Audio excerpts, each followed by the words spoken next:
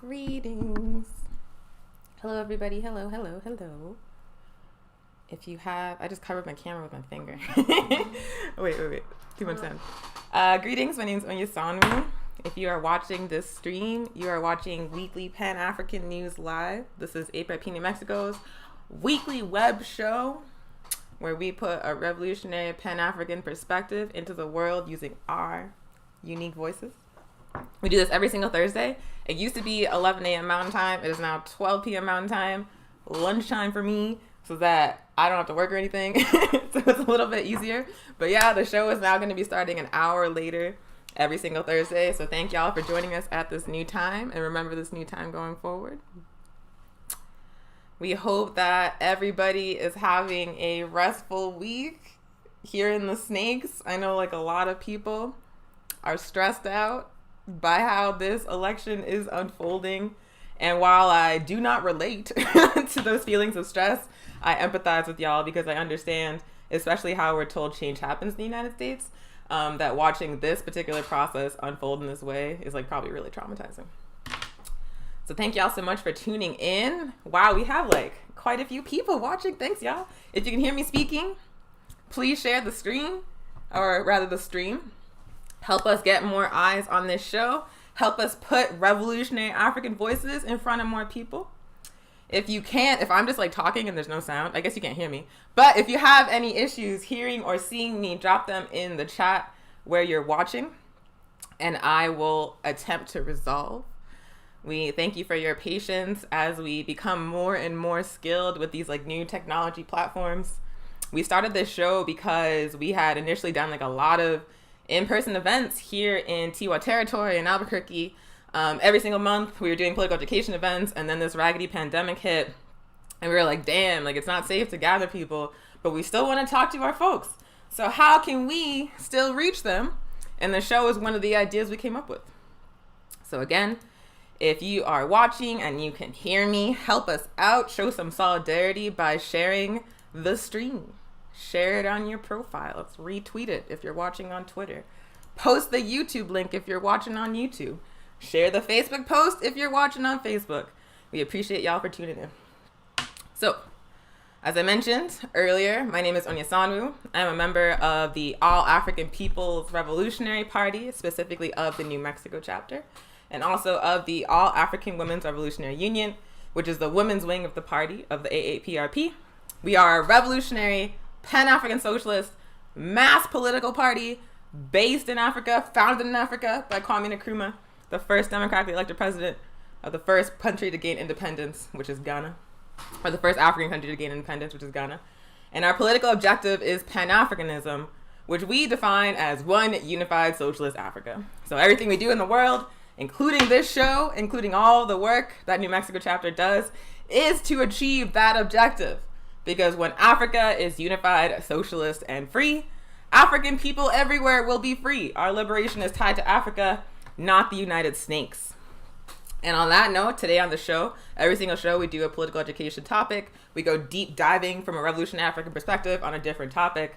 And this week on the show, that topic is going to be, what is a bourgeois election? So I mentioned the U.S. presidential election is like dragging out right now. And the APRP has quite a different perspective on that process that maybe you are used to. And so we're going to share that and why we have this perspective on the show today during the PE section. But first of all, we always start the show with a couple of things. First, we want to call in an African ancestor. Every single show, we call in an ancestor because as revolutionary African people, we understand that all of the work that we do in this world, all of the work that we do for the liberation of our people, all of the freedoms that we have at this point, as limited as they may be, we owe to the Africans that came before us, who struggled and fought and sacrificed and gained knowledge to pass down to us. The only reason that I am here speaking to you today on this platform, the only reason the APRP exists, the only reason why the African liberation struggle still exists and is fighting for the liberation of African people is because of the groundwork laid by our ancestors, by the masses of African peoples that came before us who refused to accept oppression and instead fought with everything they had so that not just they could be free, but all of the Africans that came after them could be free. So we would be remiss as African revolutionaries if we did not pay tribute, if we did not honor the Africans that came before us, the Africans that made it possible for us to keep fighting today. And so every single show, we call it an ancestor. And this week, that ancestor is one Mr. David Walker. David Walker. So if you have not heard that name before, do not feel bad. In most cases, African revolutionaries who have done the real work are either disrespected or like straight up erased by this society. And so like the most militant and principled and significant African revolutionaries, people have no idea about, or they have like completely mistaken impressions of them. And David Walker is no exception. So for folks that don't know, David Walker was an African abolitionist who was active in the 17 and 1800s, most of the 1800s. He was an organizer against chattel slavery here in the United States. His father was an enslaved African man. His mother was a free African woman. He was born free as well, because that's how it worked back then. If your mother was free, you were free. If your mother was enslaved, you were a slave by birth. But despite the fact that David Walker was born a free African man in Boston, Massachusetts, he dedicated his entire life to the abolition of the institution of chattel slavery on this land. And one of the most significant acts of abolition that David Walker engaged in was the publishing of a pamphlet known as an appeal to the colored citizens of the world.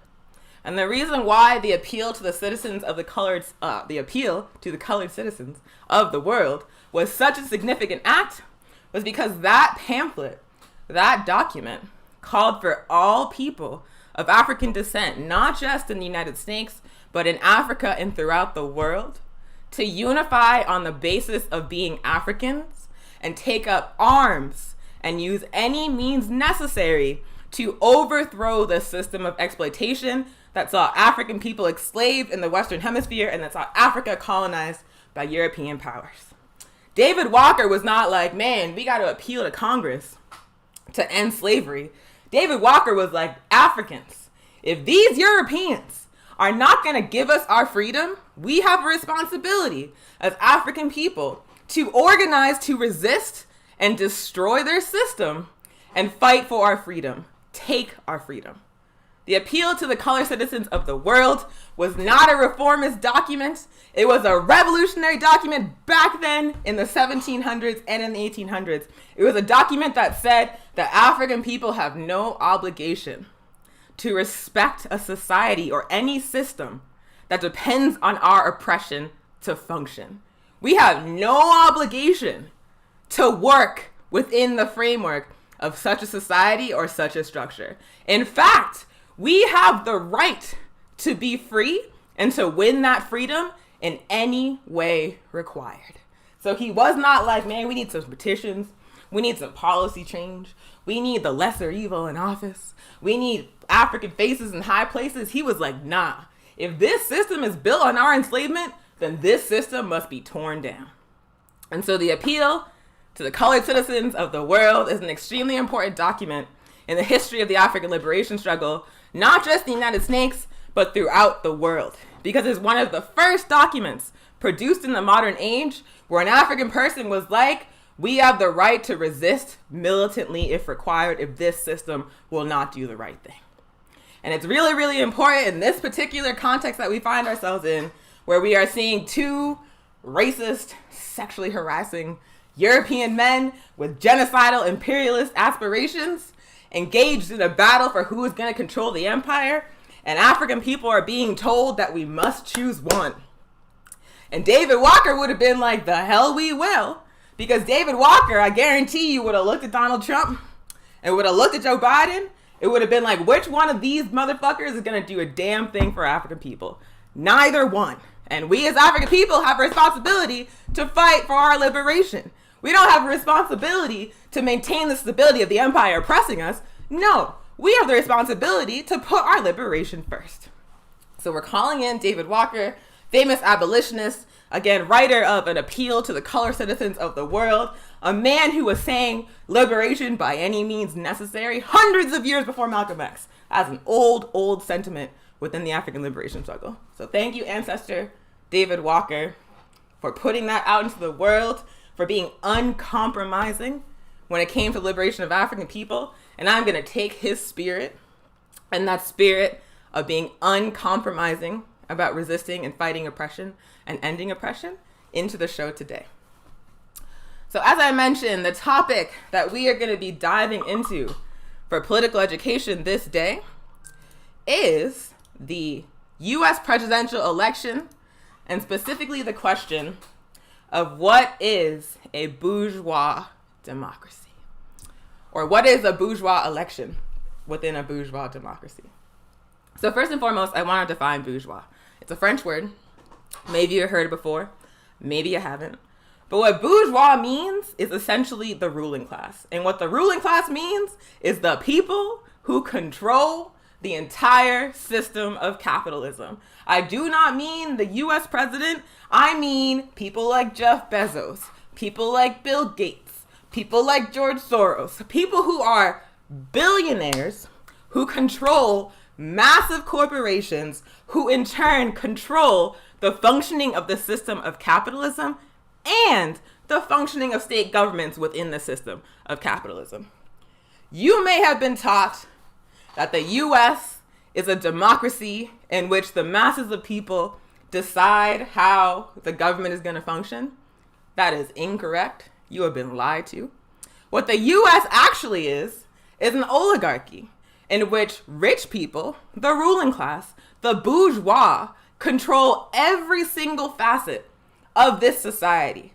Not just the government, but also the people within the government, the lawmakers, the presidents, the senators, the representatives. They control the media. They control what kind of messaging you get, what kind of news you get. They control the very functioning of this society, and they organize it in such a way that their wealth is protected from you. The masses of people within not just the United States, but the entire system of capitalism, poor and working class people, make it possible for the bourgeois, for the ruling class, to have any wealth whatsoever. They exploit your labor. They steal what you produce. And in turn, they create a system, a way of ordering society, which maintains your place on the bottom, maintains your poverty, maintains your lack of rights. And in exchange, they get to hoard all of the wealth, all of the land, all of the factories, all of the means of production, the means of producing wealth and goods in this society. The ruling class are who actually run shit. The president reports to the ruling class. The president does not report to you. The US president does not report to you. They are not accountable to you. They are accountable to that ruling class. And so when we say bourgeois election, we are talking about an electoral process that is controlled by that ruling class, by that little group of mostly men, not all men, but mostly men, mostly Europeans, not all Europeans, but mostly Europeans who control and hoard all of the wealth and all of the resources in this society. That is who the US government is accountable to, not you. And the way that you can tell is that initiatives like, for example, like Medicare for All, which has overwhelming support within the US electorate, even right-wing people are like, I would like to have consistent health care because I am dying. Even right-wing people at this point are like, Medicare for All is a good idea. So even though a majority of voters in the United States are in favor of Medicare for All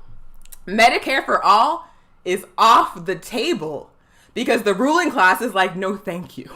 That's going to take too much wealth from us. So we would rather people just not have health care during a global pandemic. We would rather people just like die by the thousands than give up even a fraction of what we have. That is why Joe Biden, despite saying like, I care about y'all, I can't believe how Trump is handling this pandemic. This is not who we are. This is unacceptable death. Even though he says like empathetic things, like all those platitudes, expressing concern for the impact of the pandemic on poor working class people, even Joe Biden will not ever commit to Medicare for All. Kamala Harris will not commit to Medicare for All. Even though the majority of their base wants Medicare for All, They will not give Medicare for all because the ruling class does not want Medicare for all. It doesn't matter if the majority of voters or the majority of citizens in the United States want common sense reforms that will make their lives better. It doesn't matter, because if the ruling class says no, they're not going to get it. So bourgeois democracy and bourgeois election mean a way of organizing society, a way of organizing a government in which the government is controlled by that ruling class, is controlled by those billionaires, those vastly wealthy people who control the means of productions and steal the wealth that you produce for them. Let me see what y'all are seeing. I'm seeing like the comments popping off. Hello, Gaia. Solidarity with you as well. Hello, Monica. Hi, Bird. Monica says, nah, I'm not going to choose either Joe Biden or Trump. The lesser of two evils does not exist. Correct, and we're going to get into that. The system equals oppression. Correct. Tito says, interesting perspective. The Republicans aren't the bourgeois. What class would they be in? They're the petty bourgeois. They are the middleman between the masses of people, the poor and working class at the bottom, and the bourgeois at the top. I would define politicians as the petty bourgeois. Tito says, we live in an oligarchy. Correct. Sarah Ruth says, yup. Correct. Sarah Ruth is from organizations that we work with. Shout out to the comrade. Monica says, this is why we cannot hold them accountable. People are saying we can hold Biden accountable. Nope. Biden is accountable to the ruling class. Yes. Whenever people are like, man, we're gonna elect Biden into office and hold his feet to the fire, I always feel like a combination of like pity and like irritation. And the reason for that is because no one can tell me how a U.S. president has ever successfully been held accountable. My favorite example of how delusional that belief is the invasion of Iraq that happened under George W. Bush. For folks that don't remember, the war in Iraq provoked the largest mass mobilizations, not just in the United States, but around the world in history. Millions of people took to the streets and said, we do not want you to do this. We do not consent to this war. Millions of people were like, do not invade this country, U.S. President George W. Bush. Voters in the United States and people all around the world, in Europe, throughout Africa, throughout the Americas, were like, no war in Iraq. What was the response? The George W. Bush administration went to Iraq and destroyed it, overthrew Saddam Hussein, occupied that country to this day, installed puppet leader after puppet leader, basically just like messed with them until they were a failed state. And this is despite the fact that millions of people in the United States and throughout the world took to the streets and said no. People who voted for George W. Bush were like, no. And not only did it not matter that masses of voters were like, we don't want this, but they, on top of that, they completely manufactured their reason for doing so. And then after they left office, no one was held accountable. No one was held accountable. Millions of people died in Iraq. Millions of people took to the streets of the United States and said no. And it did not matter. The biggest mass mobilizations in history cannot get a U.S. president to do what the people want. What is the strategy for actually holding them accountable? What is the strategy? No one is ever specific. Like when you're like, how are you going to hold his feet to the fire? They're like there's no answer. There's either no answer or they'll be like, we're going to march, we're going to petition, we're going to write our leaders. And I'm just like, that shit hasn't worked. Like it hasn't worked. Like, what are you talking about? Anywho. Monica about Medicare for All says healthcare isn't even controversial. It's the billionaire insurance companies that won't let it pass, and Congress gets the best healthcare for free, and we pay for it. Correct. The masses of poor people cannot get Medicare for all, but the president and the Senate and the House of Representatives and all of these petty bourgeois leaders within the U.S. government get the best healthcare available. Trump spent 6 months telling people to inject themselves with bleach and calling COVID a hoax and saying masks weren't necessary. But as soon as he got that shit, he got the best possible healthcare. They gave that man, he was staunchly anti-abortion, right? They gave that man the best medicines available, made with stem cells of infants. I read the best experimental drugs available, and helped him kick that shit within a week.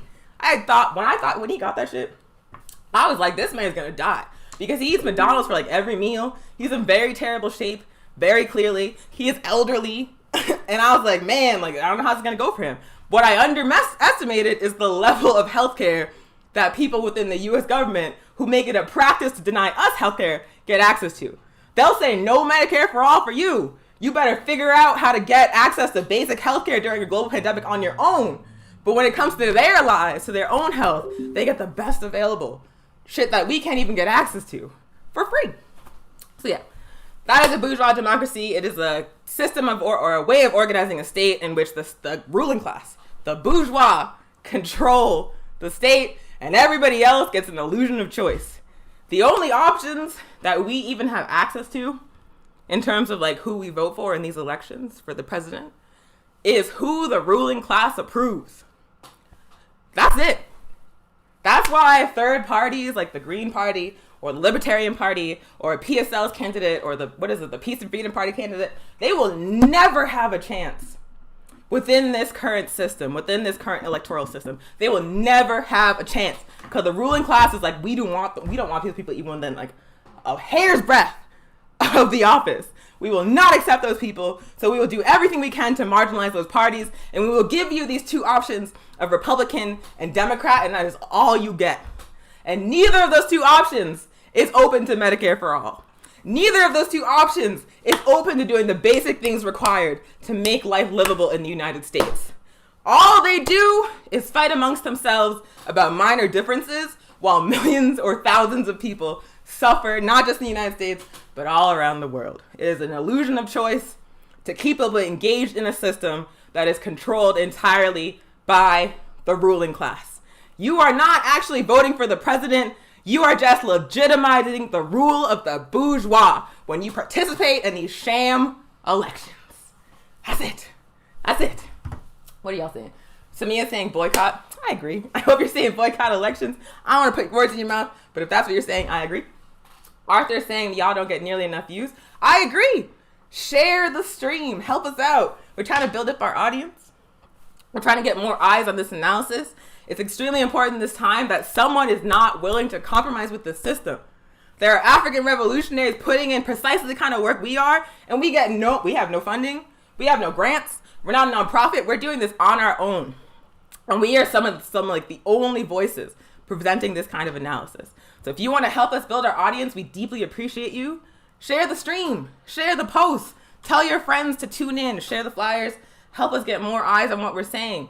Because if you turn on MSNBC, if you turn on CNN, if you turn on any of these bourgeois controlled media stations, these ruling class controlled news media networks, you're going to get nothing but lies, nothing but nonsense, just utter nonsense. Utter nonsense. So we appreciate y'all, and if you want to help us get more eyes on the show, share the stream. Yeah, Monica says that is why Bernie Sanders never had a chance of being picked, and that is correct. That is correct. The example of Bernie Sanders is really interesting because he is not a revolutionary.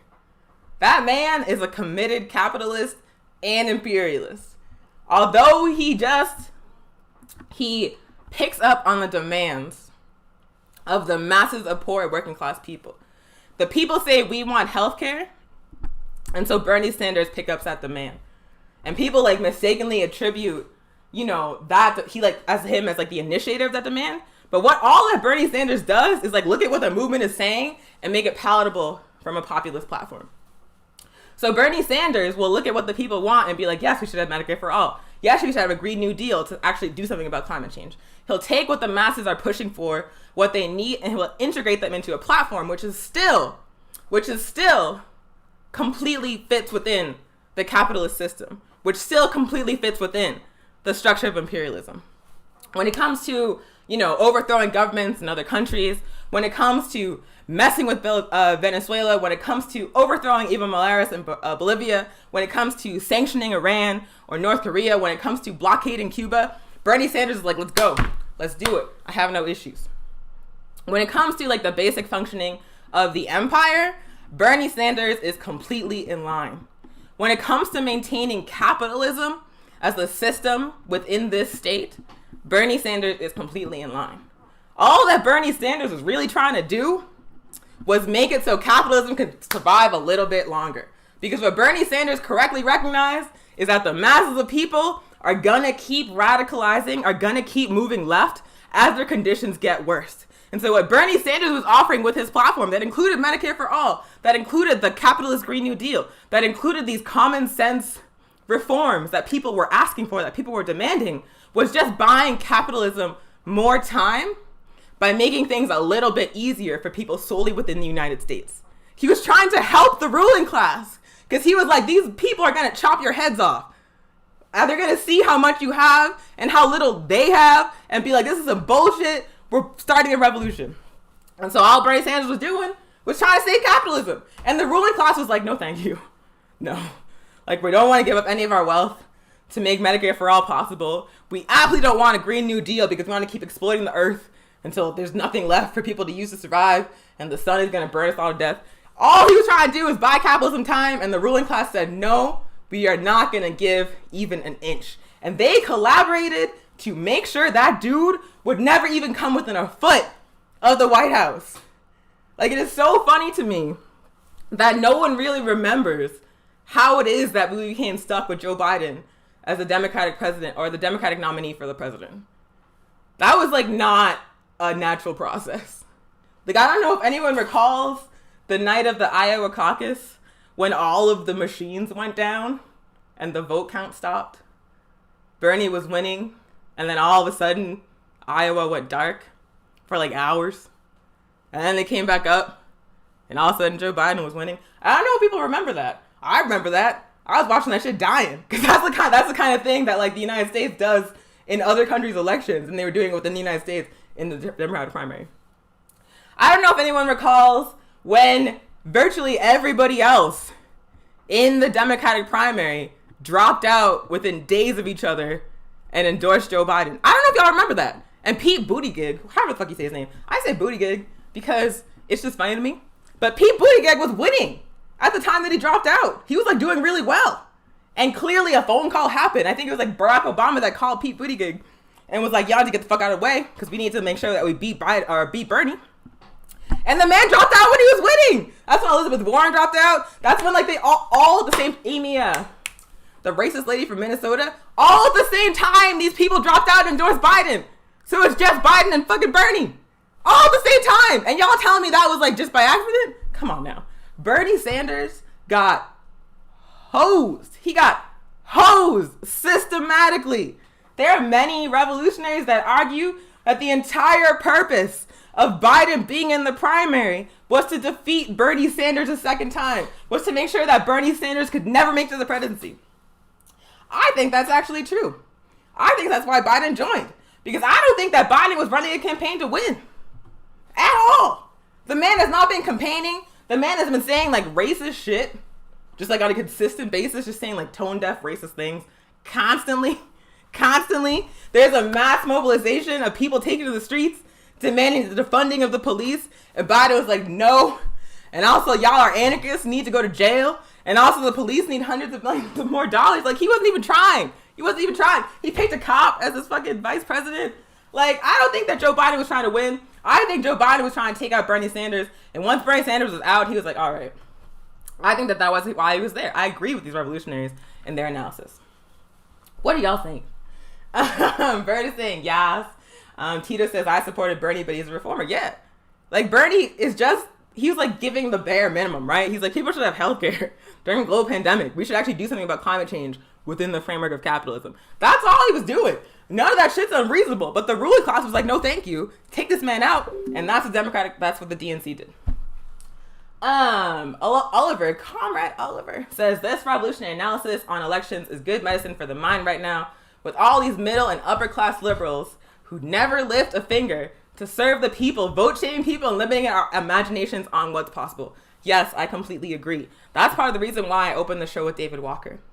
Because right now in 2020, the defining narrative, like the dominating narrative of the African liberation struggle is that we have no choice but to choose between two colonizers, between two capitalists, between two opened motherfucking racists. as our only strategy at this particular moment to advance our struggle. That is what we're being told. In terms of the history of African engagement of electoral politics, this is a departure from how we have always used this particular tactic of the vote. It used to be that African people understood that we need to build our own institutions of independent political power to even make this process worth engaging. We spent decades building our own political parties, our own independent political parties. We were agitating for the right to vote. We were agitating to register people to vote, but we were not doing that work to get them to vote for Democrats. During the civil rights movement of the 50s, 60s, and 70s, we were not agitating for people to vote for the Democrats. We were agitating for people to get the right to vote for our own political parties. The Mississippi Democratic Freedom Party was an independent African political party. That is who organized people around the right to vote in the South. They were not organizing people to vote Democrat. They were not organizing people to vote for racists, imperialists. They were organizing to build independent African political power, and they were using the vote as a tactic. And so now in 2020, for people to say that the only strategy available for African people in this moment is to vote for the lesser evil, is to vote for a racist, is a departure from how we have always used the right to vote in this context. And it's only people who either do not understand that history or who are deliberately misrepresenting it who say otherwise. Never in the history of the African liberation struggle have we been in this fucking moment where instead of agitating for independent political power, we are submitting to imperialist candidates. This is a departure from how African people have used the vote as a strategy. So yes, that's how you open up David Walker, because we refuse to let petty bourgeois, ahistorical people misrepresent what the vote is about, what our liberation struggle is. We refuse to let the petty bourgeois limit our political imagination. Just because all you can imagine in this particular moment is voting for a motherfucking rapist, one of them, doesn't mean that we have to be limited to what your imagination can conceive. Because the fact of the matter is, African people throughout the history of our struggle, not just in the United States, but throughout the world, have engaged in a struggle for independent political power. It is only very, very recently that we believe that struggle must be limited to the confines of bourgeois democracy. And not all of us believe that. Not all of us believe that, baby. Some of us are uncompromising revolutionaries. I think Bernard is a ploy to funnel people back into electoral politics, is what Sock Puppetsky says. And I agree. I feel like people used to call him a sheepdog. And I absolutely feel like that's what he did. Because even like I just described, the man got like screwed over. Like they played in his face. Like they fucked him over. And he was like, not only did he not resist it, but he was like, thank you. He like fell right in line. He had a mass movement of millions of people behind him that believed in him, that were pushing for him to be there. And he like completely dropped them. As soon as the DNC was like, get in line, not just this year, but in 2016, Bernie was like, word. They embarrassed him on the global political stage. And he was like, all right. He fell right back in line. He campaigned for Hillary Clinton, and he's campaigning right now for Joe Biden. Even though when you look at his platform, when you look at his rhetoric, and you compare it to theirs, they are the antithesis of everything he says to represent. He still fell in line and campaigned for them. So to me, I think that the assessment that Sock Puppetsky is making about him being a tactic to corral radical energy and push it back into the Democratic Party is absolutely correct. Because when you look at how they treated him and how he responded, I'm not sure how you could come to any other conclusion. Let me see. After the 60s and 70s, I think there was a decline in political and racial consciousness because of the integration and the state locking up our political prisoners. I absolutely agree. It was a two-pronged strategy, right? Of demonizing African revolutionary organizations, of systematically infiltrating and destroying them, of attacking and targeting African revolutionaries, in many cases straight up murdering them, in other cases locking them up. There was like this hot war, right, to attack the African revolutionary political tendency. And at the same time, there was like this soft war where they elevated an African middle class. They created an African petty bourgeois, and they used that petty bourgeois to bring our people back into the capitalist system, to say that your liberation is not tied to gaining independence from the empire. Your liberation is tied to us gaining positions of power within the empire. And so that is why We went from having political leaders like Malcolm X, political leaders like Assata Shakur, political leaders like Kwame Ture, and instead, now we have political leaders like fucking Ice Cube, like P. Diddy, like 50 Cent, like Barack Obama, like John Lewis, yeah, that's right, like Maxine Waters. All of these petty bourgeois sellout Africans who tell us that our liberation is tied to their positions of power, and who in return for our support, which gets them into those places, give us nothing. Nothing. Nothing whatsoever. Promise us nothing. Barack Obama came into office like, I'm not going to do a goddamn thing for African people. Not a damn thing. He said that openly. Openly. He's like, I'm not the president of Africans. I'm the president of everybody. No special treatment for Africans. We put all of our faith in this man, and in return, he gave us AFRICOM. In return, he gave us the destruction of generational African wealth. In return, he gave us military weapons for police that are currently being used against African people. In return, he gave us the infiltration, surveillance, and co-option of the new iteration of the African liberation movement. Barack Obama said, kiss my ass. Barack Obama saw our support and our love, and he was like, eat my... I'm trying to be less profane. But basically, Barack Obama was like, you all can go to hell. I'm not doing anything for you. And now Kamala Harris is literally moving the same way. Kamala Harris gave an interview where she was asked about reparations, and she laughed. She was asked about what she would do to advance the liberation of African people, and she was like, nothing. She was like, I'm not doing anything specifically for African people. Just like Barack Obama, her strategy is to say, I'm going to take your support based on my identity, based on a belief that I'm one of you, and I'm going to use that to weaponize this government against you, to attack your movements, to lock you up, to advance policies of neoliberalism and screw you over. And I will do so while talking about being an AKA, or like, what is it, the AKA, talking about how I love Tupac. It's just very sad how that worked. It was a very successful two-pronged strategy of counter-revolution. So let's get into this current U.S. presidential election. Right now we are in a moment where it's been 3 days since everybody voted. And we are in a period of just like limbo, right? Because all of these states are finishing counting the mail-in ballots. Right now, Biden is up. But until some of these states are called either for Trump or for Biden, no one is going to know who the next U.S. president is. And people are flipping out. Like, I feel really bad. like I said, like, I don't care who wins, because regardless, the situation for African people in Africa is the same. But a lot of people are deeply invested in this system, in this election, because of what I just described, the two-pronged strategy of counter-revolution. A lot of African people believe that Joe Biden winning is somehow going to advance something for us. And so a lot of people are just like, just in a bad place, man. Struggling. And so we're seeing all this like really hysterical rhetoric. Like Trump is filing all of these lawsuits to stop recounts in one place and start recounts in another place. Trump supporters are mobbing election counting centers with weapons and chanting Fox News sucks because Fox News did something. And it's basically a situation where a lot of people are on edge and a lot seems up in the air. And people believe that like, unless Joe Biden wins, we're facing some kind of like different situation, some kind of like existential threat. And really all that's happening is at a level of mass confusion. A level of like mass confusion about how the system works is just like right on display.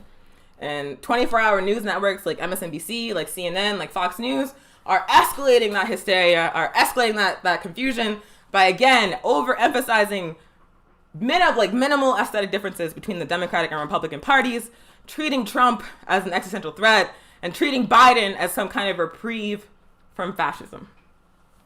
But what we as revolutionary Pan-Africanists understand, what we as revolutionary colonized people understand, is that regardless of who actually is ultimately successful within this election, whether it is blue Trump or red Trump, we are fucked regardless unless we organize to build independent political power. And what I mean by that is regardless of which one of these rapists, I'm just going to keep calling them rapists because they both have multiple credible accusations of sexual assault that people just don't want to talk about in the case of Biden. Despite the fact, no matter which one of these rapists win, they are still going to arm and fund the police that are shooting down African and indigenous and colonized people in the streets.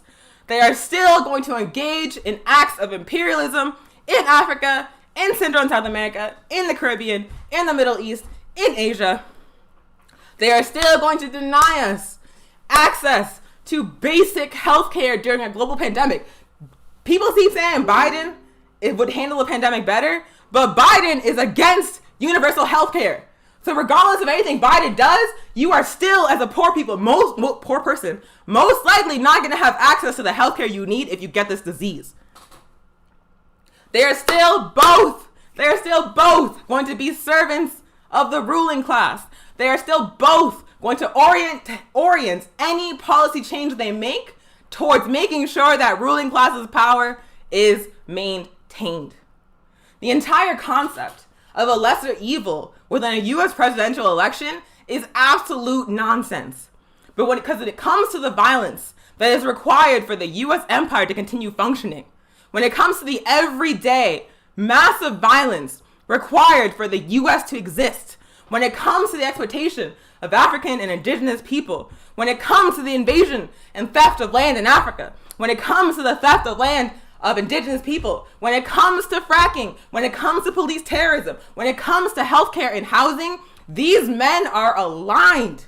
They are aligned in upholding the objectives of the ruling class. They are not here to serve you. They are here to serve that bourgeois and themselves. That is why during a historical mass movement against police terrorism, Joe Biden is saying, no, I will not defund the police.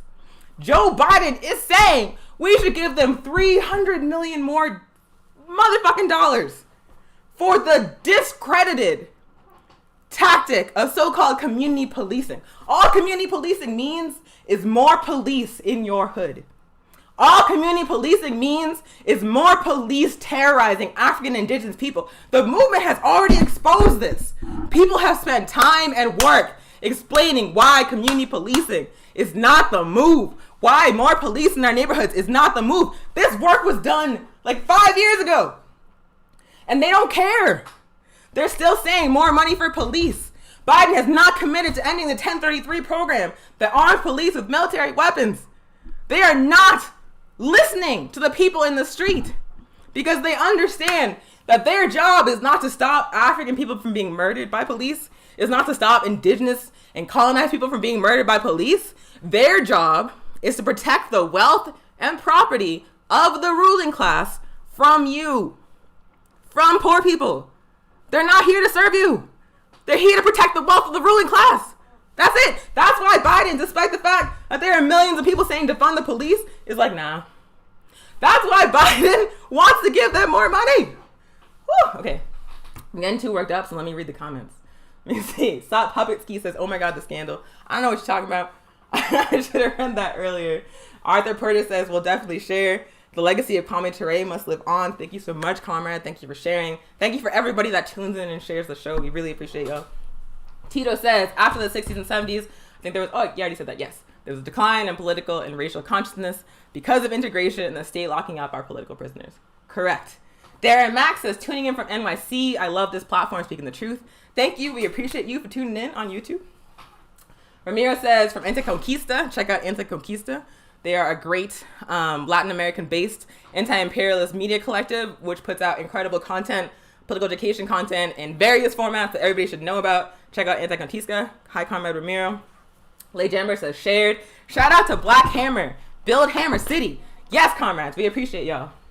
And then Tito says, I think African people are going to be sorely disappointed once Biden gets in office. I agree with you. He is extremely conservative, and his policies will most likely reflect that. Yes, let's get into it. So, yeah, Biden is being sold as the anti-fascist alternative to Donald Trump. Donald Trump, in mainstream media rhetoric, is a fascist, like the next, like the reincarnation of Hitler himself. A white nationalist, a fascist, an existential threat to the existence of oppressed peoples in the United States. And Biden, in turn, is being sold as the anti-fascist alternative.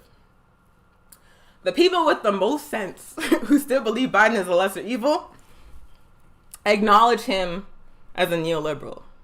Acknowledge him as like something far less than a savior, right? But they still hold him up as a so-called anti-fascist alternative.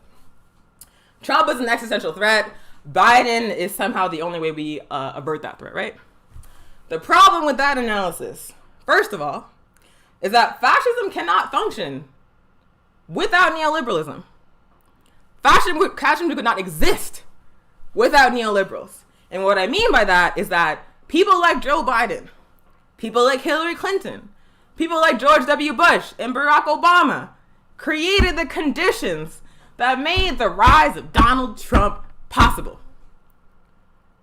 Joe Biden and Barack Obama were the architects of the white nationalist immigration policy that the Trump administration is currently weaponizing. People are hysterical about the Trump administration's immigration policies.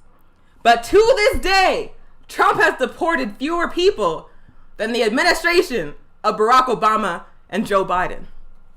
People are hysterical about kids in cages, as they should be, because that is fucked up. But no one wants to talk about the fact that the Obama administration, of which Joe Biden was vice president, built those cages and were the first to put kids in them by themselves. Whenever you say that to people, they're like, well, the intent was different. The intent was different. As if there is any intention whatsoever that makes it appropriate to put indigenous kids in cages. Like, if you don't mean it in a bad way, it's fine, I guess. It's motherfucking weird. It's weird. So the Obama administration with Vice President Joe Biden built this white nationalist immigration infrastructure that the Trump administration is currently using. There would quite literally not be the precedent for them to do what they're doing without the neoliberal administrations that came before them. So if Trump is a fascist for putting kids in cages and deporting people, then what the fuck is the Obama administration, of which Joe Biden was as vice president? Why is it different when Barack Obama and Joe Biden deport more people? Why is it different? Why is it different? Literally, the architects of the infrastructure that Donald Trump is using. Also, the reason why hundreds of thousands of people are attempting to enter the United States from places like Africa, from places like the Caribbean, from places like Central and South America, specifically Honduras and Guatemala, is because the Obama administration engaged in acts of imperialism that made situations unlivable in multiple nations around the world. For example, in Honduras, where my mama lives, that's where my family's from. My dad is from Haiti, my mom was from Honduras, my mom is currently in Honduras. Honduras elected a social democratic president, a very Bernie Sanders-esque person, except anti-imperialist, democratically in a free and fair election. And this man, his name is Manuel Zelaya, attempted to build a constituent assembly in Honduras that would have given equal democratic rights to all segments of oppressed people in Honduras. He wanted to have a constituent assembly that would have representatives from African people, from indigenous people, from peasants, from farmers, all these oppressed groups together in one formation, having a say in how the state in Honduras functioned.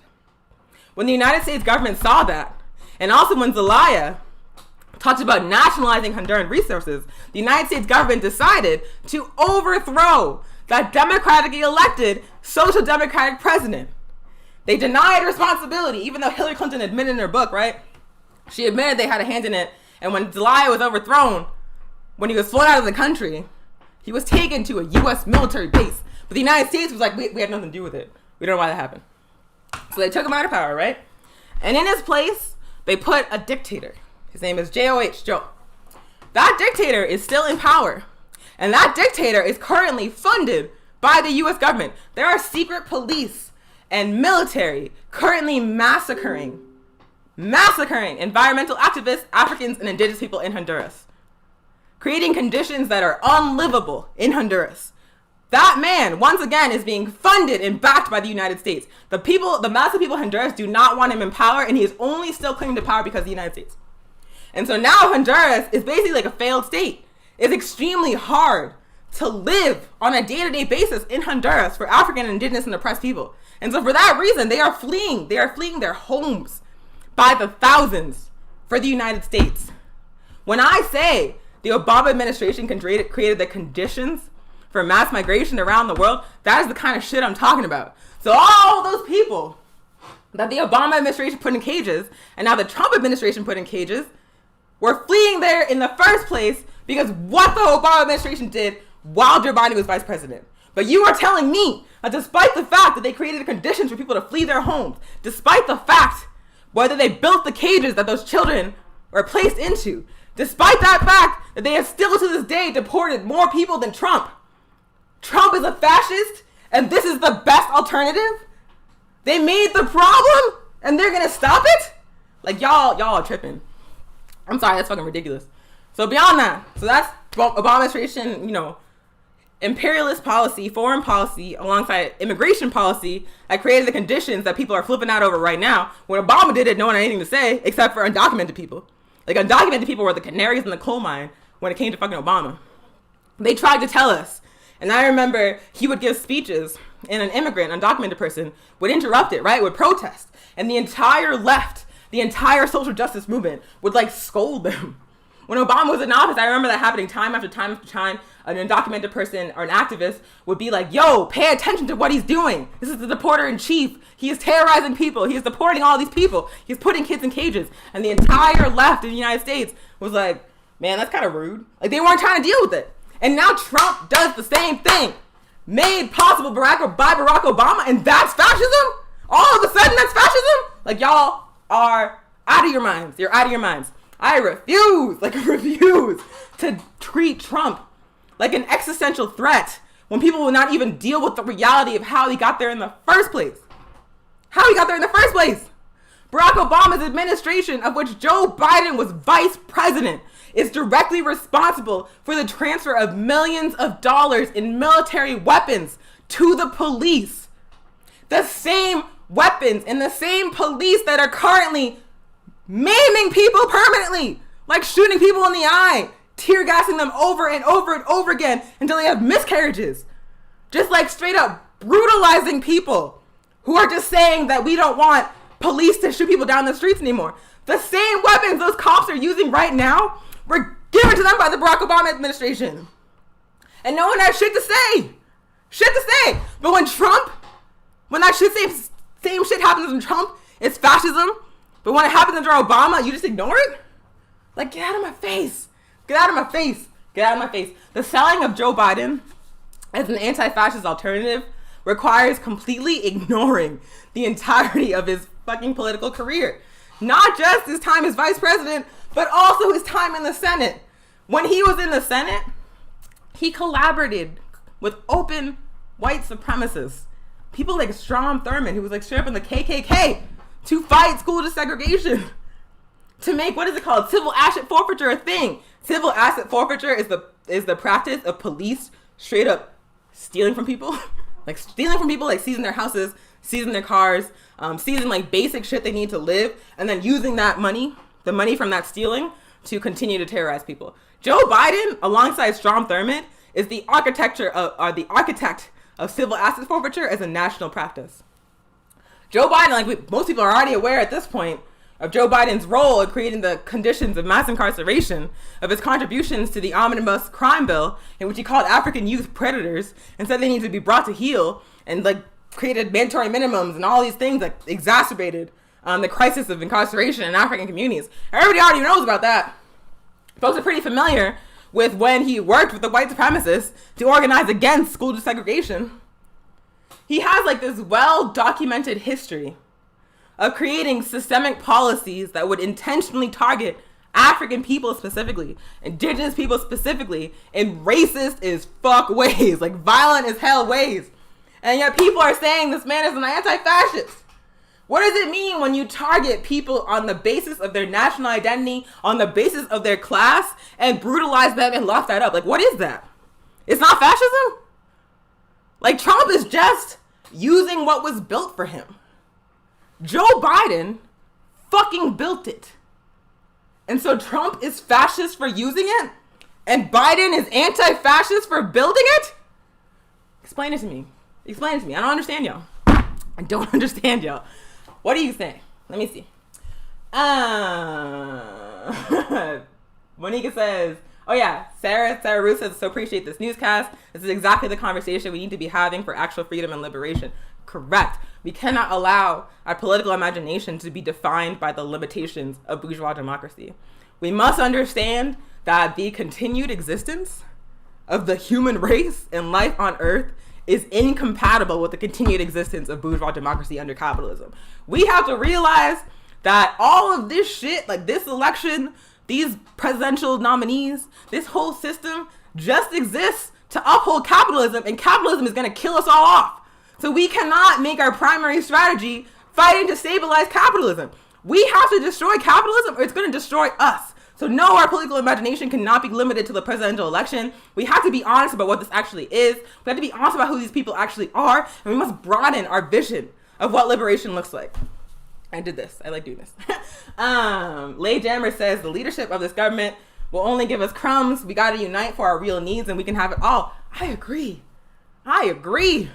There's like one Joe Biden. There's one Donald Trump. There's one Barack Obama. There's like millions of us. There's like millions of people being completely screwed over by this particular political system. Millions of us. Like we drastically outnumber them. But they are able to dominate not just our imaginations, but our entire lives. They're able to make us accept conditions in which we don't get the basic shit we need to survive. But the fact of the matter is that there are more of us than there are of them. If we were organized to fight for our own interests without compromising, we could have everything. We could have everything. We could have a system so much better than this if we were organized to demand what we needed to live without compromising. The only reason we believe we have to compromise is because we have bought the lies of the ruling class that says we have to work through them to get anything. But we don't have to do a goddamn thing they say. They only exist excuse me, as entities because they steal our labor. They're only rich because of us. They only exist because of us. We don't have to go through them for shit. They can't exist without us. This is an exploitative relationship created against our consent to prop them up, and we can break that shit at any time. All that needs to happen is we need to organize and decide that we're going to be free regardless of what they want. That's it. Let me see. Let's say it's Slay Jammer of Black Hammer says, where's the worldwide masses in these debates and electoral coverages? At the bottom, right? Man, I can't even, like, imagine being a person in, say, like, Africa or the Caribbean or Central and South America, maybe like in Ghana, maybe like in Haiti, maybe like in Honduras, right? And like watching this election process unfold, right? Watching the presidential debate and watching them like fucking argue about emails and tweets or about who loves the police more. And like what's gonna happen, like what the United States empire is gonna do to your home or has done to your home is like never discussed. It's like never brought up. The United States goes into country after country, overthrows the government, presses the people, arms and funds and trains the police that are brutalizing them. It's never talked about. The United States has 46 different military bases in Africa. That shit, AFRICOM, is not on the table for discussion during the presidential election. They have not mentioned AFRICOM one time. Not one time. But there are 46 U.S. military bases and hundreds of thousands of American troops and drones killing African people on a daily basis in Africa, and they don't even motherfucking talk about it. The president is fucking responsible for all of that. And it's not discussed. Imagine being an African in Libya and watching them debate and watching them talk about bullshit, like just pointless shit.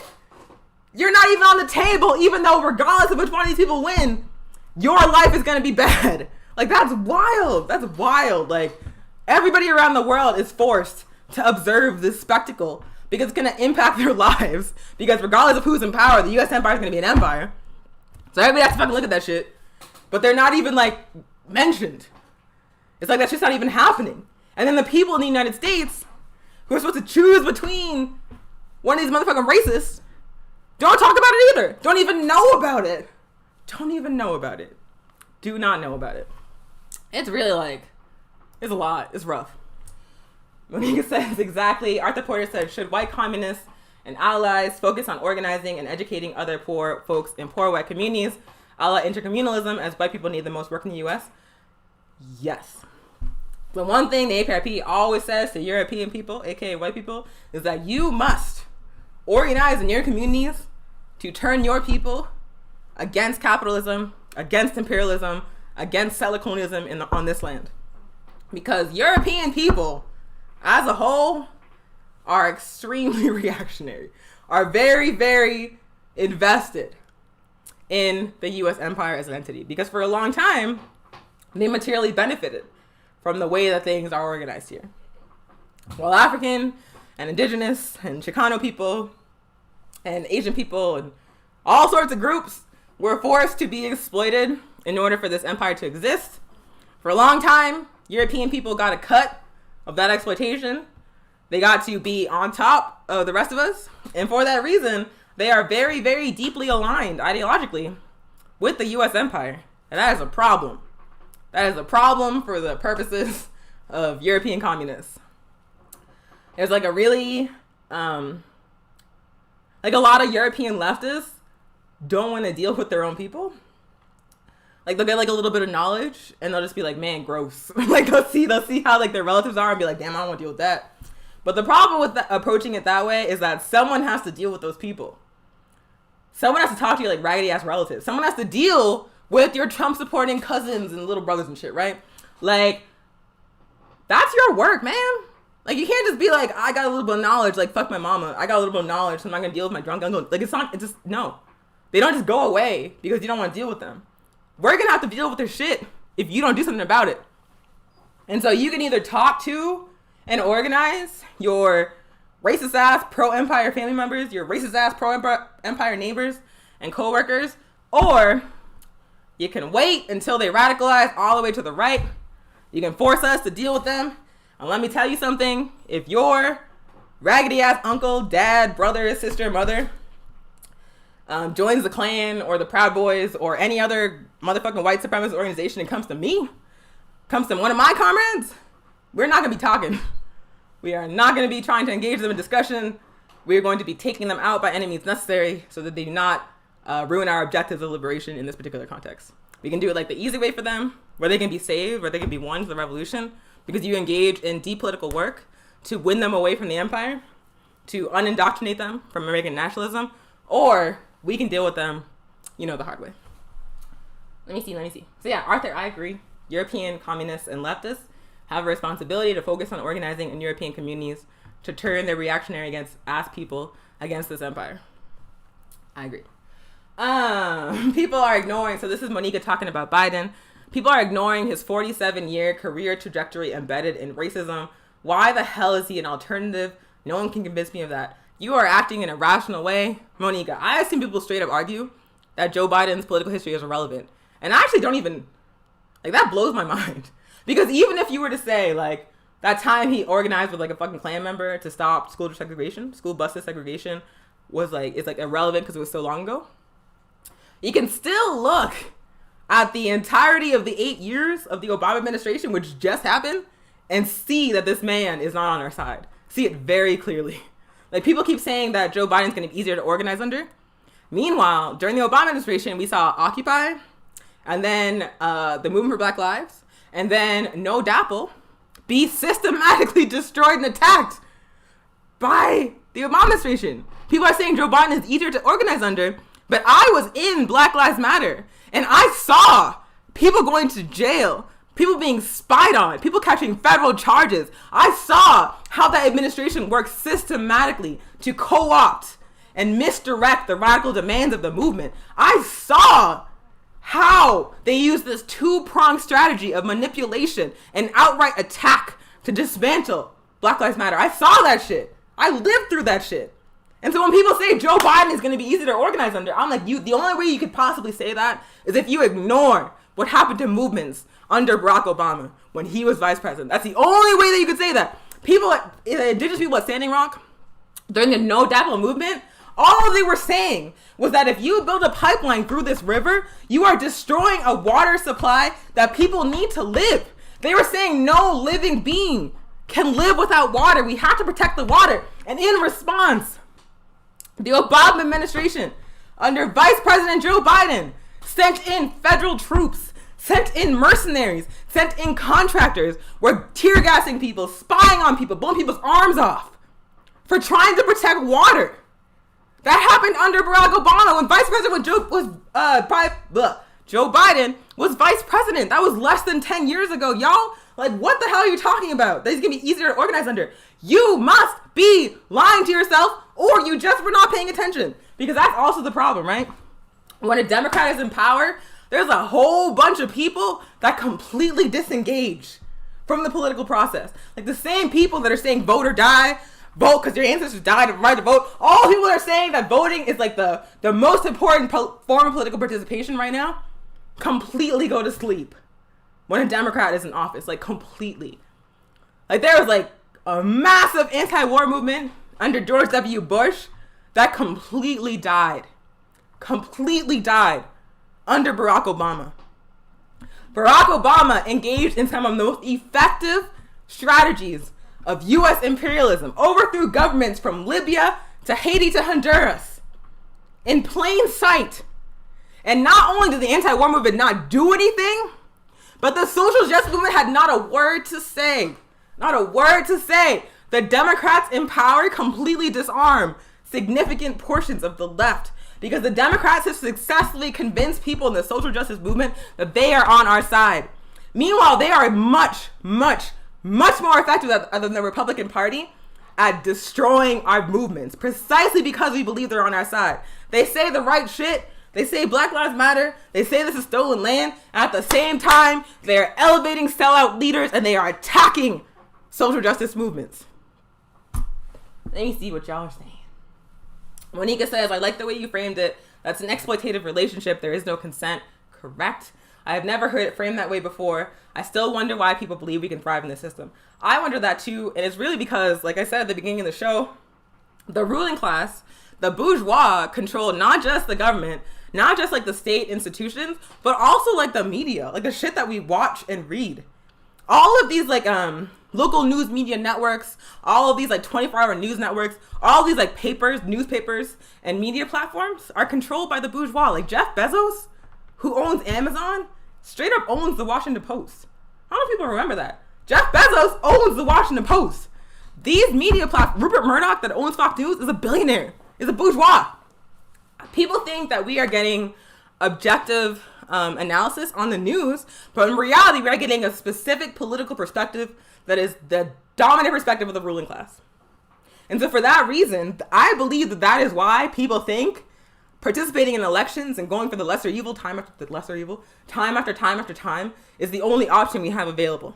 Because when you look at the media produced, like the movies, the films, the analysis, the news, like that is what people are being told. Like I have a Roku, and so some channels have like commercials, right? Every few minutes. And I've seen like so many commercials just saying like vote. Vote because your ancestors died for the vote. Vote because your life depends on it. Vote, vote, vote, vote. They never say who you're going to vote for. They just say vote, right? Because voting within this bourgeois controlled media apparatus is upheld as like a principle, right? As like the thing that we must, like as our duty. As the thing we all have to do. As something that is like on its own, like just isolated. Is like a noble and like brave and like civic minded thing to do. They never talk about who to vote for specifically. Although it's like implied, right? Depending on the platform, it's implied that it's Biden. They never talk about what voting is going to do. They just talk about voting as like some kind of like heroic deed. It is very, very clear propaganda, the way voting is sold to people. And it happens constantly. Constantly. When you think about how change like actually happens within this system, it is only the organization of the masses of oppressed people pushing for the things that are going to make their lives better that has actually ever accomplished anything. Voting is not the primary way that change happens in this society. The primary way that change happens is either the ruling class says change is going to happen or the masses of people force change to happen. Voting is not how it happens. And so that is why when you see people telling y'all to vote, saying vote, vote, vote, vote, vote, it's always this emotional argument. It's always this appeal to morality. They never talk about the effectiveness of the actual strategy beyond the emotional argument. They only say, this is your duty. This is the right thing to do. This is what your ancestors died for. They never talk about what it actually does. And so, yeah, I feel like the reason why people still believe in this system, the reason why people are like straight up motherfucking attacking each other over voting or not voting is because we're told that voting is like the only thing we can do to affect change. Voting is how we have a voice. So, yeah. Bird says, yeah, that's the kind of stuff that's stressing me out during the election. I fucking hate these people. Yeah, man, election discourse is irritating. It's like really demoralizing. You just be like, damn. Like watching people say Biden is anti-fascist. I'm like, All right, so neoliberalism is anti-fascist, even though fascism cannot exist without neoliberalism. Neoliberalism is anti-fascist. Even though Biden and Obama built the cages and then put the kids in the cages. Trump putting kids in cages and anti-fascist, and Biden and Obama did not mean it that way. They didn't mean it in a bad way. Like, it's just like, it's like delusional. It's like people are living like an alternate reality. Biden is going to be easier to organize under, even though the Obama administration fucking attacked Black Lives Matter with tanks. You know what I'm saying? Like, people don't engage with reality. They engage in emotional arguments. They engage in like hysteria. It's like flip out. They're like, Trump is Hitler. But putting kids on just, okay. Anyway, it's very, like, I agree with you, Bird. It's very, it's a lot. Monica says, people were putting so much energy into anybody but Trump, but we need that same energy being put into a revolution. Like, can you imagine if, like, the resources and capacity and organizing that was poured into the presidential election was instead poured into liberation organizing for people, was instead poured into building institutions in our communities that are going to provide for the basic needs of our people when this government won't, was instead put into preparing people for catastrophic climate change? Like, can you imagine if all the resources that went to a presidential election were instead put into our communities? Like, all those millions and millions of dollars? What a different reality this would be. How much farther along we would be if that was the difference. Let me see. Jay says it's the job of white folks to carry that labor. Absolutely. Please talk to your racist ass relatives so we don't have to deal with them. Monica says, right, go organize your people. They continue to be part of the problem. Sock Puppetsky says Europeans be pandering to African, South American, and Asian revolutionaries and don't even have their own revolutionaries to speak of. The audacity. Yeah, man. Yeah. Like, there's like all kinds of thoughts, you know, from European folks or from so-called allies about how it is African people need to organize for our liberation or how colonized people need to organize for our liberation. Meanwhile, you can't even have a direct conversation with your racist ass family, but you want to tell us how to do what we need to do? Like, that's wild to me. That's mad wild to me. Like, European people in the Western world, in the U.S. empire and in Europe, need to have like a cultural revolution. Like, they need to systematically dismantle the alignment with empire that exists in the masses of European people in these contexts. That is the only way that they're going to be fit to function in the new world the liberation of colonized people will bring. Right now, they are a direct impediment to the destruction of capitalism and imperialism. They are fighting, despite the fact that they are they are exploited by the system, unquestionably. Despite the fact that this system is screwing them over too, European people currently are fighting us to save it. They are fighting us to save it. And so someone needs to turn those people against the system. Someone needs to organize the cultural revolution required for Europeans to be part of the future. Y'all are neglecting that work and trying to tell us what to do, and meanwhile, your people are going further and further and further right. Like, get it together. Let me see.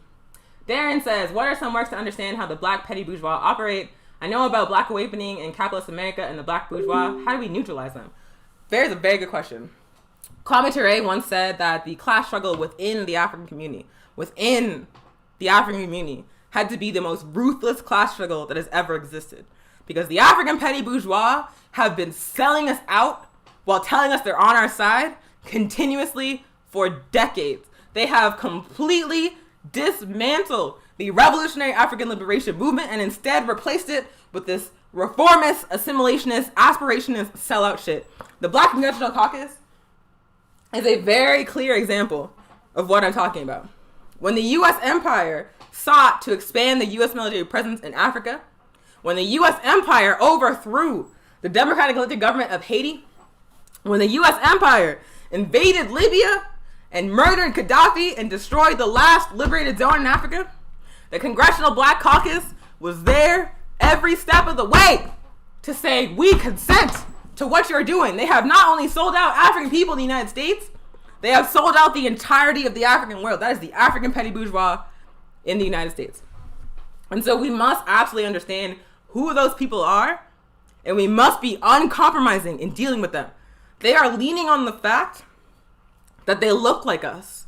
And too many of us still believe that if someone looks like us, they're on our side. That is how Barack Obama was able to fuck us over every which way and still be vastly loved by African people. We have to expose them, and we have to be uncompromising about exposing them and treating them like enemies. And so outlets I recommend for understanding who those people are, understanding how they move. First and foremost, Hood Communists. I'm an editor of Hood Communists alongside comrades from Black Hammer, Ojibwe People's Progress Party, and Black Alliance for Peace. It's hoodcommunist.org. We are constantly publishing articles exposing the African petty bourgeois. Constantly. Because they are the primary obstacle to African liberation in this particular moment. We have to deal with them first before we can deal with the European bourgeois, like the greater bourgeois, right? We must cut through the African petty bourgeois. So check out hoodcommunist.org for like constant class analysis about the class contradictions within the African community. Also check out blackagendareport.com because they do the same thing. Long before anyone realized, was willing to face who Barack Obama was, Black Agenda Report was calling his ass out. When he got elected, even before, Black Agenda Report was like, do not trust this man. When the entire left movement believed that Barack Obama was on our side, Black Agenda Report was like, no, he is not. Black Agenda Report has been consistent for over a decade in exposing the African petty bourgeois. They're an independent African media outlet that must, just like Hood Communists, that must be supported because they are putting out into the world analysis that very clearly lays out what our conditions are and who our enemies are. So hoodcommunist.org and blackagendareport.com if you want to read more about who the African petty bourgeois are and why we must defeat them. Kwame Ture said the class struggle within the African community must be ruthless and uncompromising because those people have sold us out and gotten fat, and that's fatphobic. They've gotten wealthy and powerful on the backs of our liberation, and so we have to recognize that they are selling us out. They are selling us down the river, and we must take them on like the enemy. So hoodcommunist.org, blackagendareport.com. Brittany says conditioning through propaganda. Yes, I agree. That is why people believe that our liberation struggle, our tactics for liberation, must fit within the parameters of society built on our exploitation. That's the reason why people think the vote is all we can do. That's why. That's why people say, I vote once every 4 years or once every 2 years, and that's all the political participation required. They don't even think about joining an organization. They don't even think about building a movement. They're like, no, all I have to do, it's so many people, all I have to do is vote once every few years, and I am doing enough. That's enough political participation. Meanwhile, African people, colonized people, across every measurable factor are doing worse and worse and worse under these parties, regardless of the Democrat or Republican. Our conditions are getting worse. There's not a finger being lifted to change that. And there are millions of people who believe the only political participation required of them is voting, and that's precisely because of the propaganda that we have discussed on the show. Teresa of APRP Oregon, hi comrade, says, and you know the people who scream the loudest about it are talking about it the most and doing the least. Yes. So many people, like, yeah, voting discourse is so frustrating because people will be like, who are you voting for? And I'll be like, neither. And they'll be like, so you're not doing anything? And I'm like, wow, so the options are vote or do nothing? Like, I do political work 24/7, 365. Like, organizing an APRP is like a second full-time job. It's actually the job I care about the most. Like, the job that pays my bills. I just have it so I can eat. And the APRP is like the primary priority in my life. And I do that work every single day, all year. And that's been the case for almost 10 years. And then someone who votes once every 4 years will be like, you are not doing anything because you're not voting. I'm like, do you see what I'm doing? What my comrades are doing? What my organization is doing on a day-to-day basis? And you're telling me the limit of your participation is voting? You're trying to talk to me about that shit? You're trying to lecture me? Political organizing is my entire life. It's the entire life of thousands of people who are advancing the same criticism of the system that I am. And then people who do one thing every 4 years are like, damn, you're not doing shit. Like, that's wild. That's wild. But that's the propaganda that tell people that the ultimate form of political participation is casting a vote once every couple of years. Mario says, miss you, African, great work. Thank you, comrade. That's another comrade from APRP Oregon, which is the chapter of the APRP where I was recruited into, where I got my start as a revolutionary. And then, oh yeah, comrade on YouTube recommends The Myth and Propaganda of Black Buying Power by Dr. Derek Ball. That is another really good book, excuse me, for understanding the tactics of the African petty bourgeois, that African middle manager class. So for folks that are not familiar, the concept of black buying power says that African people within the United States so-called have this like trillions of dollars in buying power that we're like wasting, that we could somehow use to advance our liberation. And so what that book does, which is again called The Myth of Black Buying Power by Dr. Jared Ball, is basically exposes the concept of buying power is like utter bullshit. Just like absolute nonsense. And says that all strategies that say that the way for African people to liberate ourselves is through capitalism are basically just propaganda to keep us invested in this system. So that, again, is a very, very good book. The Myth and Propaganda of Black Buying Power by Jared A. Ball, to expose the strategies of the African petty bourgeois. And then also imixwhatilike.org. imixwhatilike.org is the website of Dr. Jared Ball. Jared Ball is a professor at Morgan State University, a revolutionary. So yeah, to hear more about his work and to learn more about the myth of black buying power, and also to get more analysis exposing the African petty bourgeois, check out imixwhatilike.org. And actually, let me take a second to put all of the readings that I just recommended, all the websites, in the chat, so y'all know what I'm talking about. Cool. So that's hoodcommunist.org, blackagendareport.com, and imixwhatilike.org. Cool. That was a lot of ranting. I'm trying to look at like the bullet points of the things I wanted to cover. Oh yeah. So, as I mentioned, the whole idea that Joe Biden is an anti-fascist alternative to Donald Trump requires ignoring the entirety of Joe Biden's political career, as well as the entirety of neoliberalism as a structure. Fascism cannot function without neoliberalism. Fascism cannot exist without neoliberalism and liberalism. So the idea that a neoliberal political candidate is somehow a way to escape fascism or save ourselves from fascism is delusional. The other thing I want to say is that the U.S. empire cannot function. I'm going to get some water, and then I'll finish. The U.S. empire cannot function on a day-to-day basis without massive violence against people of color, against colonized people, against African, indigenous, colonized people all around the world. On a day-to-day basis, regardless of which party is in power, so regardless of whether the president is Democrat or Republican, the U.S. empire cannot function without the exploitation and violence against colonized people.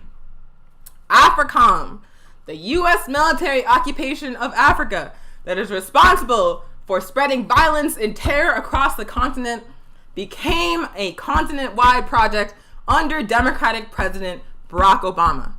The democratically elected president of Honduras was overthrown and replaced with a genocidal dictator by the administration of Barack Obama. The democratically elected president of Haiti, who is also a social democrat, was overthrown by the democratic presidential election of President Barack Obama. The U.S. government cannot function, regardless of what party is in power, without violence against the majority of the people on this planet. Not just the people, but all of life. It doesn't matter if it's a Republican or a Democrat. They are both parties united in this violence to maintain the U.S. empire. So the idea that voting for a Democrat is harm reduction requires ignoring the massive violence required for the U.S. empire to keep going. The U.S. empire and global capitalism could not exist without violence and exploitation against Africa, and that's going to continue regardless of who is in power. Regardless. So do not talk to me about a harm reduction vote, because as soon as those words come out of your mouth in regard to a U.S. presidential election, you are saying to me that millions of lives of African and indigenous people around the world do not matter to you. Do not factor into your definition of harm. You are saying that I want something a little bit better for middle-class people in the United States, and fuck all those people. Fuck the sanctioned countries. Fuck the people that are being drone bombed. Fuck the people that are under U.S. military occupation. Fuck the people who are being brutalized by police, trained by AFRICOM, that was created and spread under Bush and Obama. That's what you are saying to me. When you say that this person who is vice president, when all of these things that are happening that I'm talking about happened, when all of these lives were lost, when all of these people were being attacked by police armed with military weapons, when you are saying that person is the lesser evil, is the harm reduction vote, you are saying to me that you are discounting the lives of millions of people.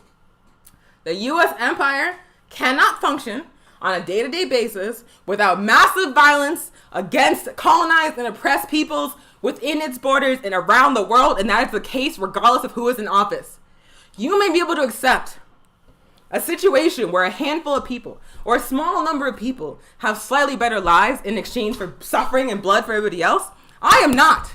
Revolutionists are not. We say that no one should suffer for this place to exist. We say if an empire cannot exist without violence against the majority of the world's population, then that empire should not exist.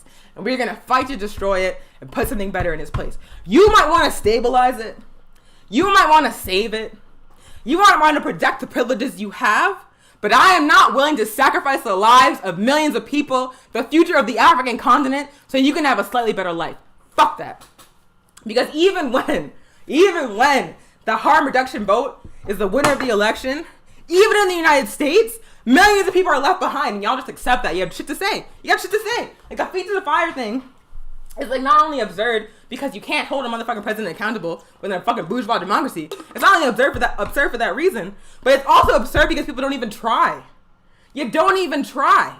I guarantee you, if Biden is ultimately successful, that there are millions of people that will just go the fuck back to sleep. There are people right now who actually watch the news and pay attention to what the president is doing for the very first time in their fucking life. Because Trump says the quiet part out loud. Trump exposes the fundamental nature of the empire in a way that people cannot ignore.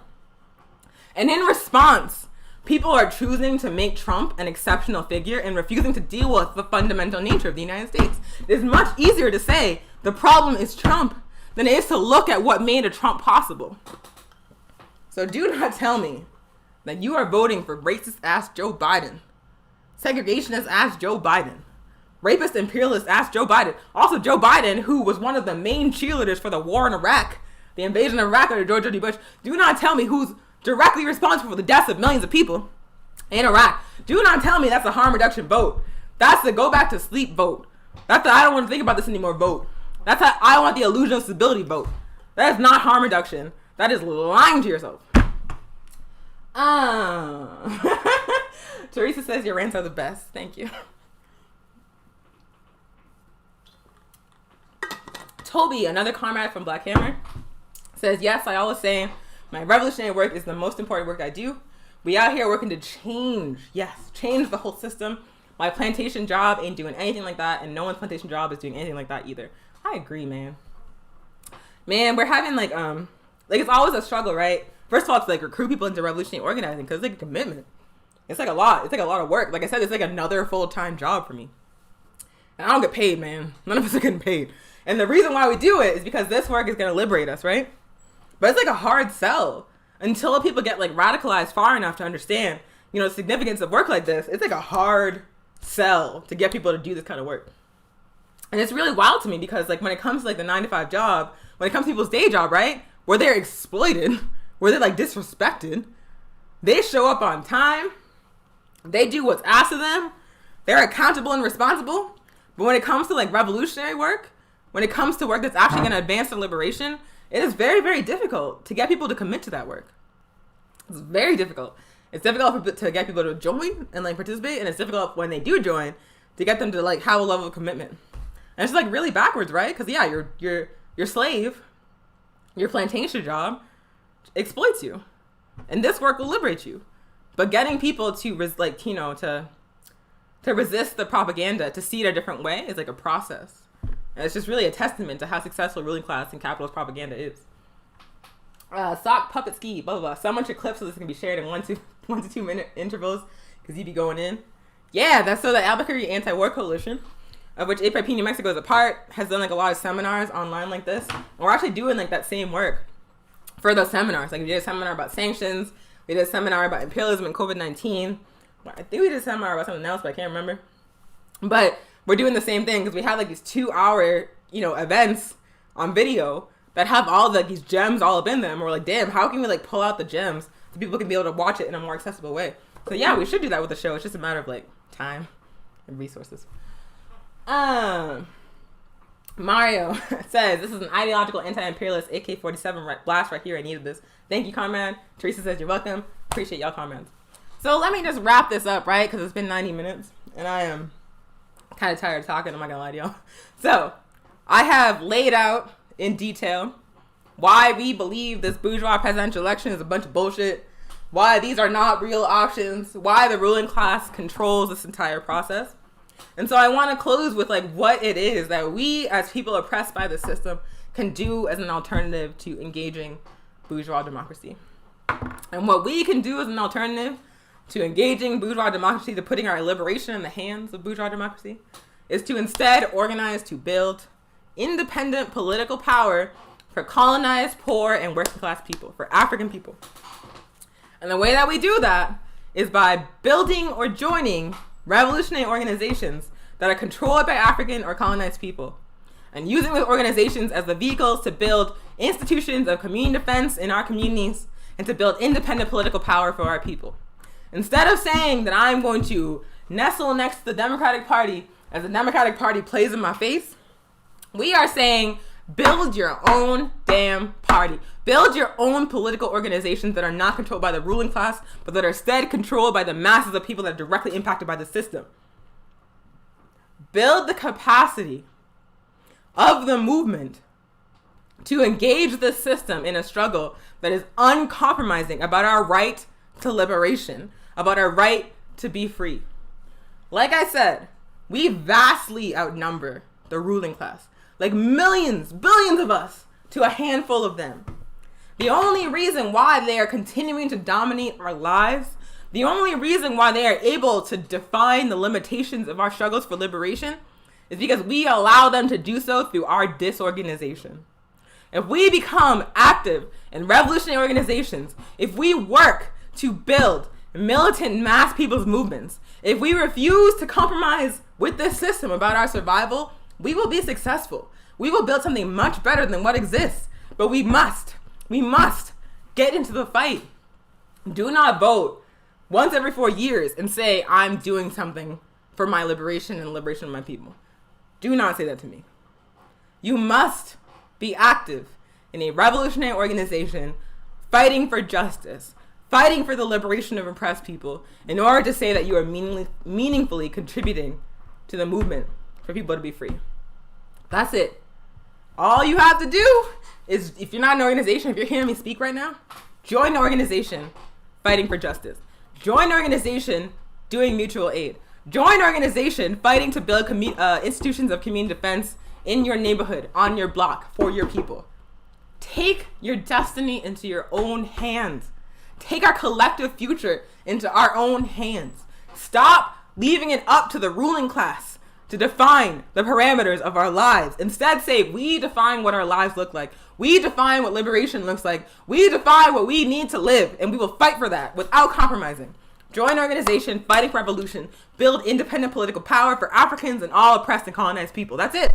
That's precisely what the African People's Revolutionary Party is doing. That is precisely what Black Hammer is doing, what Black Alliance for Peace is doing, what Ojima People's Progress Party are doing. Like, we are out here building, doing precisely what David Walker called for, fighting for liberation without compromise by any means necessary. We have the right to do that as oppressed peoples. We do not have to accept this condition because the ruling class says we have to. We can do so much better than this. So much better than this. We have to decide to be free and fight for that freedom. That's it. The vote every 4 years or every 2 years is like the bare, like it's just not even like, it's just like a non-factor. It's like a non-factor. It's the day-to-day work, 24/7, 365, to build power for our people that's going to make a difference in our overall liberation. That's the motherfucking harm reduction. Feeding people, housing people, organizing medical care, organizing community defense, that is harm reduction. Voting for imperialists that only have power because they are killing and making millions of people suffer is not harm reduction. Building in your community, survival pending revolution, is harm reduction. So, bourgeois democracy, bourgeois elections, bunch of bullshit. It's a bunch of bullshit. It's hot bullshit. Organizing to build revolutionary people's organizations, independent political power, that is harm reduction. That is how we will win our liberation. No compromise with this system. No compromising about our liberation. No compromising about our survival. Oliver says, so energizing the discussion. Thank you for your work offering political education. And thank you for your work, comrade, in both the John Brown Breakfast Club and also the mutual aid and community defense work you're now doing in Pennsylvania. Like, we have people who since the beginning of the pandemic have been feeding people, housing people, clothing people. APRP is one of those groups. African Mutual Aid is one of those groups. John Brown Breakfast Club, the Red Nation, all of these like radical social justice organizations or revolutionary organizations have been engaged in the work that the state has failed to do during this pandemic. The state says, you're hungry, you can't eat, you can't pay your rent, figure it out. Not our problem. Revolutionary social justice organizations say, we are going to organize to make sure that your family is fed and you stay in your house. That is the work socialists are doing. That is the work anarchists are doing. That is the work communists are doing. The state says we got nothing for you. I hope it works out, JK. And we say, how can we work collectively to make sure our people are good? Because that is what revolutionary organizing is about. It is not about excuses. It is not about lying to ourselves about who's lesser evil. It is not about accepting massive violence against the entirety of the life of the people on earth in exchange for crumbs. No, it is refusing to compromise and instead taking our destiny into our own hands and working collectively to meet the needs of our people. So I'm going to wrap it up because I am tired of talking. If you're not an organization, join an organization, get your people ready. Here in Tiwa territory, New Mexico, the COVID cases are spiking. So please remember it is still a pandemic. It's still a pandemic. Please don't be like hanging out in crowded places with no mask on, without social distancing. Remember that this government has let hundreds of thousands of people die, and that is only community organizations, social justice organizations that are providing the infrastructure to help people survive right now. And so do your part by wearing a mask, by social distancing, by avoiding crowded areas, and also by joining an organization that is serving your community right at this time, at this really critical time. Lastly, if you are an African person watching this show and you are not active in an organization and you are interested in the All African People's Revolutionary Party, please contact us. Hop in the DMs, email us at aprpnewmexico@gmail.com, even if you're not in New Mexico. Give us a call at 505-295-0008. Hit us up and get more information about the APRP. We are actively recruiting. We are doing incredible work here in Tiwa territory and around the world, but we need more people to do even more shit. And so if you're African watching this and you're not an organization, please consider the APRP. And if you're not African watching this and you're not an organization, I guarantee you there are dozens of socialist organizations doing work where you are that also need help. The Red Nation, Black Rose, IWW, Fight For Our Lives. There are organizations here on Tiwa territory, African Mutual Aid, putting in work. Get active, join, find out how you can help. Help us build the independent political power of colonized and oppressed peoples so that we can overthrow this system and stop compromising with fascists. If Donald Trump is a fascist, Joe Biden is a fucking fascist too. Thank you so much for tuning in. We deeply appreciate y'all. This is Weekly Pan African News. We do it every single Thursday now at noon, 12 p.m. Mountain Time. Next week, we're going to be discussing what is socialism. The APRP is a revolutionary Pan-African mass socialist political party, and we're going to talk about why we believe socialism is the strategy we must use to liberate Africa and liberate African people. So please tune in next Thursday at 12 p.m. Mountain Time for that discussion. It should be awesome. We thank you so much for tuning in every week. We deeply appreciate y'all. If you're not an organization, join the organization and stay ready for revolution. Thank you so much.